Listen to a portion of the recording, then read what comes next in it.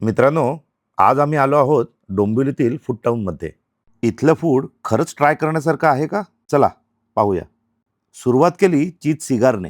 याचं प्रेझेंटेशन अतिशय युनिक होतं आणि इम्प्रेसिव्हही. या छोट्याशा ग्लासात होतं hot and sweet chilli sauce, mayonnaise आणि त्यात सिगार आणि वरून भरपूर चीज. बाहेरचं कव्हर क्रिस्पी होतं आणि आतमध्ये चीज आणि पनीरचं स्टफिंग. जर तुम्ही चीज लवर असाल तर चीज सिगार तुम्ही नक्की ऑर्डर करू शकता. आणि हो, ही इथली हॉट सेलिंग डिश आहे. त्यानंतर आम्ही ऑर्डर केलं पेरी पेरी फ्रेंच फ्राईज. आम्हाला याची सर्व्हिंग स्टाईल अतिशय आवडली. एकदम युनिक होती.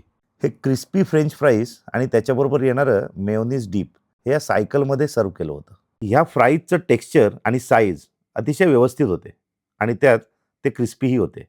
आणि शेवटी आली ही स्टार डिश, पावभाजी, ज्याच्यासाठी आम्ही इथे आलो होतो. ह्या पावभाजीचंही प्रेझेंटेशन अतिशय युनिक होतं.